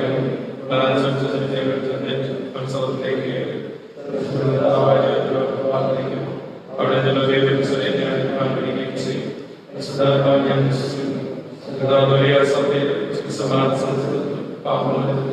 ശരീരത്തിലെ പ്രവർത്തനത്തിൽ നിത്യയുടെ ഞാൻ വിശ്വസിക്കുന്നു. ആമേൻ. എല്ലാവർക്കും ഇരിക്കാം. ഈ ആരാധനയെ സംബന്ധിക്കുന്ന എല്ലാവരോടുമുള്ള സ്നേഹവും സന്തോഷവും അറിയിച്ചുകൊണ്ട് ഈ ഒരു സാഹചര്യങ്ങളിൽ നാം നമ്മുടെ ഭവനങ്ങളിൽ ഇരുന്നാണല്ലോ ആരാധനയെ സംബന്ധിക്കുന്നത്. താല്പര്യമുള്ളവർക്ക് ദേവാലയത്തിൽ കടന്നു വന്ന് ആരാധിക്കാനുള്ള അവസരമുണ്ട്. പക്ഷെ അതിന്റെ പ്രോട്ടോകോൾ അനുസരിച്ച് മാത്രമേ സാധിക്കുകയുള്ളൂ എന്ന് നമുക്കറിയാവുന്നതാണല്ലോ. കടന്നു വന്ന എല്ലാവരോടുമുള്ള നന്ദി അറിയിച്ചുകൊള്ളുന്നു. പ്രത്യേകിച്ച് നാളുകളിൽ രോഗഭീതി അധികമായിക്കൊണ്ടിരിക്കുന്ന സാഹചര്യമാണ്. നമ്മുടെ ചുറ്റുപാടുള്ള പ്രദേശങ്ങളിലെല്ലാം രോഗാവസ്ഥയിലുണ്ട്. പ്രത്യേകിച്ച് ചെങ്ങറ ഏരിയയിൽ നമ്മുടെ സഭാംഗത്തിനൊക്കെ ഈ കോവിഡ് രോഗത്താൽ ആശുപത്രിയിലായിരിക്കുന്ന ആ ഏരിയകളിലെല്ലാം അതുകൊണ്ട് ഇന്ന് അവിടെ ആരാധന നിർവഹിക്കപ്പെടുന്നതല്ല. അപ്പൊ അതുപോലെയുള്ള ചുറ്റുപാടുള്ള ഏരിയകളിലെല്ലാം ആ ഒരു രോഗഭീതിയിലായിരിക്കുന്നു. ആ ഏരിയ ഓർത്ത് പ്രത്യേകിച്ച് നമ്മൾ പ്രാർത്ഥിക്കണം. അത് മാത്രവുമല്ല, നമ്മെ തന്നെ സ്വയം സൂക്ഷിക്കേണ്ടത് വളരെ ആവശ്യമാണ്. ഗവൺമെന്റ് നിർദ്ദേശിക്കുന്ന നിർദ്ദേശങ്ങൾ ആവശ്യമില്ലാതെ ചുറ്റുപാടുകളിൽ കറങ്ങി നടക്കുന്ന സാഹചര്യങ്ങൾ എല്ലാം നമ്മൾ ഒഴിവാക്കണമെന്ന് പ്രത്യേകിച്ച് പ്രവർത്തിക്കട്ടെ. ഈ നാടുകളിലെല്ലാം ചില സന്ദർഭങ്ങളിലൊക്കെ യാത്ര ചെയ്യുമ്പോൾ മനസ്സിലാക്കുന്നത് എത്ര പറഞ്ഞിട്ടും ഒരു ഇതുമില്ല. പലരും റോഡിൽ കൂടെ നടക്കണം. പ്രായമായ വെളിയിൽ ഇറങ്ങുന്നത് പറഞ്ഞാലും വെളിയിലൊക്കെ ഇങ്ങനെ നടക്കണം. ഇന്നലെ തിരുവല്ല ഭാഗത്തേക്ക് പോയപ്പോഴും അത് തന്നെയാണ് കണ്ടത്. ഒത്തിരി പേര് വെറുതെ വെള്ളമൊക്കെ കാണുമ്പോൾ വെള്ളം പൊങ്ങിക്കൊണ്ട് അത് കാണാനായിട്ട് വന്ന് വണ്ടി പോകാനായിട്ട് കൊണ്ട് നീന്തിക്കൊണ്ടാണ് പ്രായമുള്ളവർ വണ്ടിക്കാർക്ക് ബുദ്ധിമുട്ട്. ഞാൻ പറഞ്ഞ പറ്റുന്നതല്ല. നമ്മൾ എത്ര പറഞ്ഞാലും നമ്മുടെ ആൾക്കാർക്ക് ഗവൺമെന്റിന്റെ നിർദ്ദേശങ്ങൾ പാലിക്കാനുള്ള ഒരു വൈമുഖ്യം കാണുന്നു. അപ്പൊ അതെല്ലാം നമ്മുടെ നന്മയ്ക്ക് വേണ്ടി നമ്മൾ രോഗം വരാതെ സൂക്ഷിക്കുന്നതിന് വേണ്ടിയുമാണ് ഈ ഒരു അനുഭവം ഉള്ളത്. അതെല്ലാവരും ശ്രദ്ധിക്കണം. പ്രത്യേകിച്ച് നമ്മുടെ അംഗങ്ങൾ ഈ ഒരു കാര്യത്തിൽ പ്രധാനമായിട്ടും ശ്രദ്ധിക്കണം. ആവശ്യമില്ലാത്ത യാത്രകളോ ആവശ്യമില്ലാത്ത സാഹചര്യങ്ങളോ ഉണ്ടാകാനായിട്ട് പറ്റില്ല എന്ന് നമ്മൾ തന്നെ തീരുമാനിക്കുകയും ആവശ്യത്തിന് നമ്മൾ അത് ക്രമീകരിക്കണമെന്ന് പ്രത്യേകിച്ച് ഓർമ്മിക്കുന്നു. രണ്ടാമത് ഈ ചുറ്റുപാടുകളിൽ മഴയുടേതായ കാര്യങ്ങളുണ്ട്. 2018 ഉണ്ടായ പോലെ സാഹചര്യം തന്നെയാണ് ഇപ്പോഴും വെള്ളപ്പൊക്കത്തിൻ്റെതായ പ്രയാസങ്ങൾ നമുക്ക് ഉണ്ടാകുന്നുണ്ട്.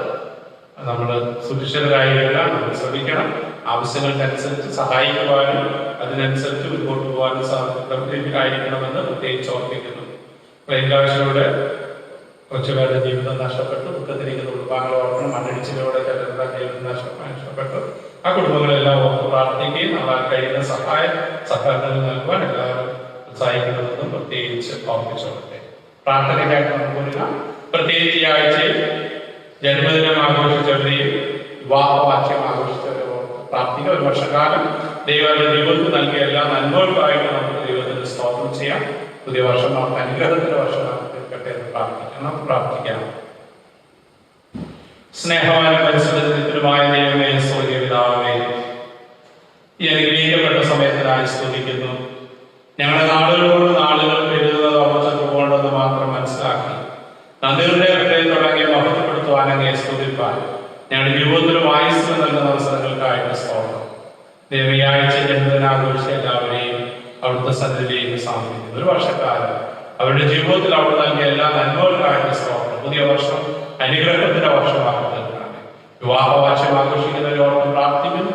കുടുംബജീവിതത്തിൽ ഒരു വർഷക്കാലം ദൈവം നൽകിയ നന്മകളെ ഓർക്കുമ്പോൾ നന്ദി നിറഞ്ഞ ഹൃദയത്തോടെ ദൈവത്തെ മഹത്വപ്പെടുത്തുവാൻ, ദൈവത്തെ സ്തുതിപ്പാൻ അവിടുന്ന് സഹായിക്കണമെന്ന് പ്രാർത്ഥിക്കുന്നു. ദൈവം നൽകുന്ന എല്ലാവരും ജീവിതത്തിൽ എന്ന് മനസ്സിലാക്കിക്കൊണ്ട് നന്ദി ഹൃദയത്തോടായിരിക്കാൻ ഓരോരുത്തരും അവിടെയാകണമേ. സങ്കീർത്തനക്കാരനാണ് എന്മനമേ ഹോവയെ വാഴ്ത്തുക, സർവാന്തരവുമേ അവന്റെ വിശുദ്ധനാമത്തെ വാഴ്ത്തുക. എന്മനമേ ഹോവയെ വാഴ്ത്തുക, അവന്റെ ഉപകാരങ്ങളൊന്നും മറക്കരുതെന്ന് പറഞ്ഞു. ദൈവം ചെയ്ത സകല ഉപകാരങ്ങൾക്ക് ദൈവത്തെ മഹത്വപ്പെടുത്തുവാൻ, ദൈവത്തെ സ്തുതിപ്പാൻ അവിടുന്ന് ഇടയാക്കണമെന്ന് പ്രാർത്ഥിക്കുന്നു. നന്മകളാൽ അനുഗ്രഹങ്ങളാൽ നിറയ്ക്കുകയും വഴിനിർത്തുകയും ചേർന്നത് മശിഹാമയുടെ പ്രാർത്ഥന കേൾക്കണമേ. നമുക്ക് വീണ്ടും പ്രാർത്ഥിക്കാം. കർത്താവ് നിങ്ങളോട് കൂടി ഇരിക്കട്ടെ. കർത്താവേ, ഞങ്ങളോട് തന്നെ ഉണ്ടാകണമേ. കർത്താവേ, ഞങ്ങളോട് തന്നെ ഉണ്ടാകണമേ. സ്വർഗ്ഗസ്ഥനായ ഞങ്ങളുടെ പിതാവേ,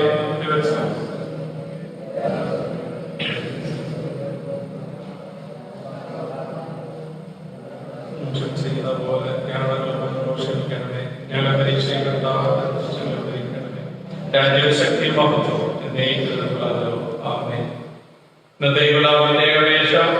വിവാഹങ്ങളുടെ സ്ഥാപിച്ച സകല കുടുംബങ്ങളെ നാഥനായ ദൈവമേ, കുടുംബങ്ങളെ സ്നേഹബന്ധങ്ങളിൽ ശക്തിപ്പെടുത്തണമേ. കുടുംബങ്ങളിൽ പരസ്പര സ്നേഹം ശക്തിപ്പെടുവാനും തലമുറകൾ സ്നേഹത്തിന്റെയും കരുതലിന്റെയും തണലിൽ വളരുവാനും സമൂഹം സുരക്ഷിത അടിസ്ഥാനത്തിൽ നിലനിൽക്കുവാനും വിവാഹമാനുള്ള അവസ്ഥയെ എല്ലാവരും അംഗീകരിക്കാൻ ഇടയാക്കണമെന്ന് നിന്നോട് പരിശുദ്ധാത്മാവിനോടും കൂടെ ഏകദൈവമായ കാലാവസാനം കൂടാതെ ജീവിച്ചു വാഴുക യേശുക്രിസ്തു മൂലം ഞങ്ങൾ അപേക്ഷിക്കുന്നു. സമാധാനത്തിന് വേണ്ടി നമുക്ക് പ്രാർത്ഥിക്കാം. സമാധാനത്തിന്റെ കർത്താവുമായി ബന്ധത്തിൽ ഇഷ്ടപ്പെടുന്നവരുമായ ദൈവമേ, നിന്നെ അറിയുന്നതിന് ഞങ്ങളുടെ നിത്യജീവനിൽ ഇരിക്കുന്നതിനെ സേവിക്കുന്നത് പൂർണ്ണ സ്വാതന്ത്ര്യവുമാകുന്നു. നിന്റെ സംരക്ഷണത്തെ ഞങ്ങളോട് ആഗ്രഹയുടെ ശക്തിയെ ഭയപ്പെടാതിരിക്കുവാനായിട്ട് ഞങ്ങളുടെ ശത്രുക്കളാക്കുകയും താഴ്മയുള്ള ദാസരായ ഞങ്ങളെ ഞങ്ങളായ ബലം മൂലം കാത്തുകൊള്ളണമേ. ആമേൻ. കൃപയ്ക്കായി നമുക്ക് അപേക്ഷിക്കാൻ സർവശക്തനുമായ ദൈവമേ, ഞങ്ങളുടെ സർവ്വപിതാവായ കർത്താവേ, ഈ ദിവസത്തിന്റെ ആരംഭം വരെ ഞങ്ങളെ സുഖത്തോടെ കൊണ്ടുവന്നിരിക്കുന്നു. നിന്റെ മഹാശക്തിയിൽ നിന്ന് ഞങ്ങളെ കാത്തുകൊള്ളണമേ. ഇന്നേ ദിവസങ്ങളിൽ യാതൊരു ഭാഗത്തും വീഴാതെയും യാതൊരു ആപത്തിലാകൂടാതെയും നിന്റെ ഉപാധികളെല്ലാം ചെയ്യുവാനായിട്ട് ഞങ്ങളുടെ സകലത്തിന്റെ മതത്താൽ നടത്തപ്പെടേണ്ടത് ഞങ്ങളുടെ കർത്താവായ യേശുക്രിസ്തു മൂലം കൃപ ചെയ്യണമേ. മധ്യസ്ഥ പ്രാർത്ഥനയ്ക്കായിട്ട് അല്പസമയം നമുക്ക് വേർതിരിക്കാം. ഈ ശാന്തമായ സമയം ദൈവസന്നിധിയിൽ കടന്നു വന്ന് ദൈവത്തെ ആരാധിക്കുവാൻ, ദൈവത്തെ മഹത്വപ്പെടുത്തുവാൻ, ദൈവത്തെ സ്തുതിപ്പാൻ നമ്മുടെ ജീവിതത്തിൽ ദൈവം നൽകിയ അവസരങ്ങൾക്കായിട്ട് സ്തോത്രം ചെയ്യാം.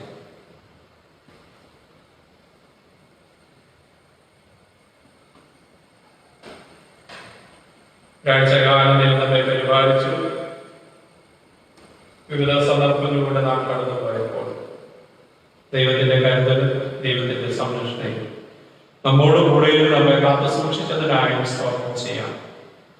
പ്രത്യേകിച്ച് നമ്മുടെ ദേശവും നമ്മുടെ രാജ്യവും നമ്മുടെ പ്രദേശങ്ങളും രോഗഭീതിയിലും വെള്ളപ്പൊക്കത്താലും ഭാരപ്പെടുമ്പോൾ ദൈവമേ, അവൻ നിങ്ങളെ കരുതണമേ, അവിടെ നിങ്ങളെ പരിപാലിക്കണമേ നമുക്ക് ദൈവത്തോട് അപേക്ഷിക്കാം. നമ്മുടെ ജീവിതങ്ങളിലും നമ്മുടെ പ്രവർത്തനങ്ങളിലും ദൈവത്തിന്റെ കൃപ കൂടെയിരുന്ന് നമ്മെ ഓരോരുത്തരെയും പരിപാലിക്കണമേ നമുക്ക് ദൈവത്തോട് അപേക്ഷിക്കാം. നമ്മുടെ സഭയ്ക്ക് വേണ്ടി നമുക്ക് പ്രാർത്ഥിക്കാം. സഭയിലെ എല്ലാ കുടുംബങ്ങളെ നമുക്ക് ദൈവസന്നിധിയിൽ ഓർക്കാം. ഭാരത്താലും വേദനയാലും പ്രയാസത്താലും ചുറ്റുകളാലും കഴിയുന്നവരെ നമുക്ക് ദൈവസന്നിധിയിൽ ഓർക്കാം. രോഗാവസ്ഥയിലുള്ളവരെ ഓർക്കാം. പ്രത്യേകിച്ച് പിതാവിന്റെ വേർപാടുകളിരിക്കുന്ന കുടുംബമായ ഓർത്ത് പ്രാർത്ഥിക്കാം. അവർക്ക് വേണ്ടുന്ന ആശ്വാസം ദൈവത്തെ പ്രദാനം ചെയ്യും. അവരെ ശക്തീകരിക്കണമേ, ബലപ്പെടുത്തണമേ നമുക്ക് ദൈവത്തോട് പ്രാർത്ഥിക്കാം. നമ്മുടെ അറിവിലോ പരിചയത്തിലോ ഭാരത്താലും വേദനകളാലും കഴിയുന്നവരെ ഓർക്കാം. പ്രത്യേകിച്ച് മണ്ണിടിച്ചിലാൽ അനേകർ ഈ ലോകത്ത് നിന്ന് മാറ്റപ്പെട്ടു. രാഷ്ട്രീയ അനേകർ മാറ്റപ്പെട്ടപ്പോൾ ആ കുടുംബങ്ങളെല്ലാം നമുക്ക് ദിവസത്തിൽ ഓർത്ത് പ്രാർത്ഥിക്കാം. ദൈവമാർക്ക് ആശ്വാസമായി സഹായകനായി ഒരോടുകൂടി നല്ല പരിപാലിക്കണമേ നമുക്ക് ദൈവത്തോടെ പ്രാർത്ഥിക്കാം. നമ്മുടെ ജീവിതത്തിൽ എന്ത് തന്നെ സംഭവിച്ചാൽ എങ്ങനെയായിരുന്നാൽ ദൈവം അറിയാതെ ഒന്നും സംഭവിക്കില്ല എന്നുള്ള വാഗ്ദത്തം ദൈവം നമുക്ക് നൽകിയിട്ടുണ്ടല്ലോ. അപ്പൊ ദൈവഹിതത്തിനനുസരിച്ച് ദൈവമേ, അവൻ ഞങ്ങളെ പരിപാലിക്കണമേ, ഞങ്ങളെ ശക്തീകരിക്കണമേ എന്ന് പ്രാർത്ഥിക്കാം. നമ്മുടെ യാത്രയില്, നമ്മുടെ പോക്കിലെ വരവില് എല്ലാ കാര്യങ്ങളും ദൈവകൃപ കൂടിയിരുന്നു. ആപത്തിൽ നിന്ന് അപകടത്തിൽ നിന്ന് വിടുതൽ നൽകി ദൈവകൃപയാൽ നമ്മെ സൂക്ഷിക്കണമേ നമുക്ക് ദൈവത്തോട് പ്രാർത്ഥിക്കാം. യാത്രയാതെ നമ്മൾ പ്രിയപ്പെട്ടവരുണ്ടല്ലോ, അവരുടെ യാത്രയിൽ ദൈവത്തിന്റെ കൃപ കൂടിയിരുന്നു. സ്വന്തോക്ഷേമത്തോടും കടന്നിരുന്നവരെയും ദൈവരെ പരിപാലിക്കണമേ നമുക്ക് ദൈവത്തോട് പ്രാർത്ഥിക്കാം. നമ്മുടെ ആവശ്യങ്ങളെയും നമ്മുടെ ആഗ്രഹങ്ങളെയും അറിയുന്ന ദൈവം ഇത്രത്തോളം അതിശയകരമായ അത്ഭുതകരമായി നമ്മെ പരിപാലിച്ചു. തുടർന്ന് നമ്മുടെ എല്ലാ കാര്യങ്ങളിലും അവൻ മതിയായവനാണെന്നുള്ള നിശ്ചയത്തോടുകൂടി നമ്മുടെ ജീവിതങ്ങളെ മുൻപോട്ട് കൊണ്ടുപോകണമെന്ന് നമുക്ക് ദൈവത്തോട് പ്രാർത്ഥിക്കാം. വിവാഹം എന്ന ഉടമ്പടിയെ കുറിച്ച് നാം ചിന്തിച്ചുവല്ലോ. നമ്മുടെ ജീവിതത്തെ, നമ്മുടെ പ്രവർത്തനങ്ങളെയും വ്യക്തിബന്ധങ്ങളെയും ദൈവഹിത പ്രകാരം നിയന്ത്രിക്കണമെന്ന് നമുക്ക് ദൈവത്തോട് പ്രാർത്ഥിക്കാം. നമ്മുടെ സഭയെ ഓർക്കാം, എല്ലാ കുടുംബങ്ങളെ ഓർക്കാം, പ്രായമായ പൗരങ്ങളായിരിക്കുന്നവരെ ഓർത്ത് പ്രാർത്ഥിക്കാം. നമ്മിൽ വിദൂരതയിലായിരിക്കുന്നവരെ ഓർത്ത് പ്രാർത്ഥിക്കാം. അവരൊക്കെ അവസരത്തിനായിട്ട് വിവിധ രാജ്യങ്ങളിൽ കടന്നുപോയിരിക്കുന്നവരുണ്ടല്ലോ, അവരൊക്കെ ആയിരിക്കുന്നിടങ്ങളിൽ ദൈവരെ സൂക്ഷിക്കുകയും പരിപാലിക്കുകയും ചെയ്യണമെന്ന് അപേക്ഷിക്കാം. നമ്മുടെ കുഞ്ഞുങ്ങൾക്ക് വേണ്ടി പ്രാർത്ഥിക്കാം. യൗവനക്കാരെ ഓർത്ത് പ്രാർത്ഥിക്കാം. പഠിച്ചുകൊണ്ടിരിക്കുന്നവരെ ഓർത്ത് പ്രാർത്ഥിക്കാം. അഡ്മിഷന് വേണ്ടി തയ്യാറാകുന്നവരെ ഓർത്ത് പ്രാർത്ഥിക്കാം. നമ്മുടെ എല്ലാ കാര്യങ്ങളും, എല്ലാ അവസരങ്ങളും നമ്മൾ ദൈവഭാഗം സമർപ്പിക്കാം. ദൈവമറിയാൻ ദൈവത്തിന്റെ സാന്നിധ്യം, ദൈവത്തിന്റെ കൃപ നമ്മോട് കൂടെ ഇരുന്ന് നമ്മെ പരിപാലിക്കണമേ, നമ്മെ ശക്തീകരിക്കണമേ നമുക്ക് ദൈവത്തോട് പ്രാർത്ഥിക്കാം.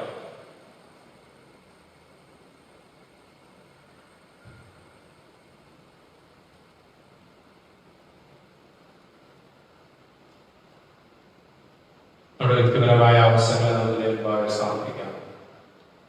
നമ്മുടെ ഹൃദയത്തിലെ ഭാരങ്ങൾ, നമ്മുടെ ആവശ്യങ്ങൾ, നമ്മുടെ രോഗങ്ങൾ, സാമ്പത്തിക ബുദ്ധിമുട്ടുകൾ, പലവിധമായ പ്രയാസങ്ങൾ, എല്ലാ അവസ്ഥകളും ദൈവമായിരുന്നു. നമ്മുടെ എല്ലാ അവസ്ഥയ്ക്കും മാറ്റം വരുത്തുവാൻ ദൈവം അധികാരനാണ്. ആ ദൈവസന്നിധി നമ്മുടെ ആവശ്യങ്ങളെയും നമ്മുടെ അഭയാചനകളെയും ദൈവഭാഗ്യം സമർപ്പിക്കാം.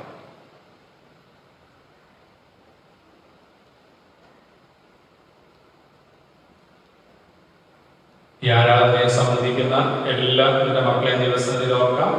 ദേവാലയത്തിലിരുന്നും ഭവനത്തിലിരുന്നും ഈ ആരാധനയെ സംബന്ധിക്കുമ്പോൾ ദൈവത്തിന്റെ അനുഗ്രഹങ്ങളും ദൈവത്തിന്റെ കൃപകളും തങ്ങളുടെ മേൽ ചൊരിഞ്ഞ് ദൈവം ഓരോരുത്തരെയും അനുഗ്രഹിക്കണമേ, പരിപാലിക്കണമേ, അവരുടെ ആവശ്യങ്ങളിൽ നല്ല ദൈവമായി കൂടിയിരുന്ന് അവരെ കാത്തു സൂക്ഷിക്കണമേ. നമുക്ക് ദൈവത്തോട് പ്രാർത്ഥിക്കാം.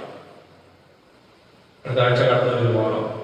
ദൈവം നമ്മെ ഓരോരുത്തരെയും ആയിരിക്കുന്നതിന് പരിപാലിച്ചു നടത്തണമേ. നമുക്ക് ദൈവത്തോട് അപേക്ഷിക്കാം. നമുക്ക് നമ്മെ തന്നെ ദിവസത്തിൽ സമർപ്പിക്കാം. കർത്താവേ, ഞങ്ങളുടെ പ്രാർത്ഥന കേൾക്കണമേ. ദൈവസന്നിധിയിൽ ലഭിച്ച സകല നന്മകൾക്കും കരുണകൾക്കുമായിട്ട് നമുക്ക് ദൈവത്തിന്റെ സ്തോത്രം ചെയ്യാം. പൊതുവെയുള്ള സ്തോത്ര പ്രാർത്ഥന നമുക്ക് ഉപയോഗിക്കാം.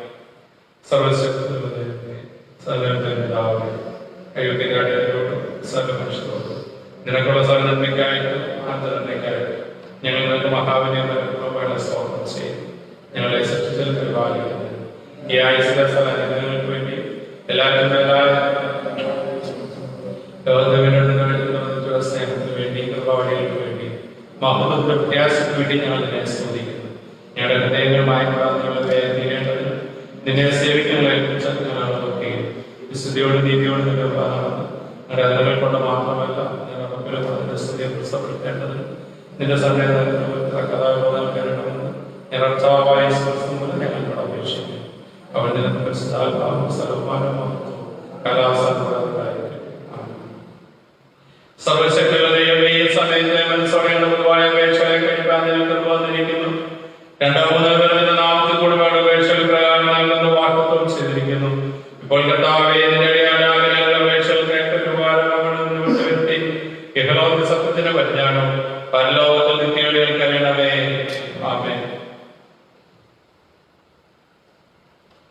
ഈ ആരാധനയെ സംബന്ധിച്ച് എല്ലാവരോടുമുള്ള സന്തോഷം അറിയിച്ചുകൊള്ളട്ടെ.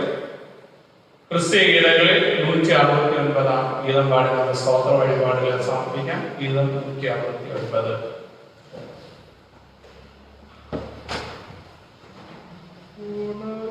എല്ലായ്പ്പോഴും പ്രാർത്ഥിക്കാം. ഒരിക്കൽ പോലും മടിയരുതേ.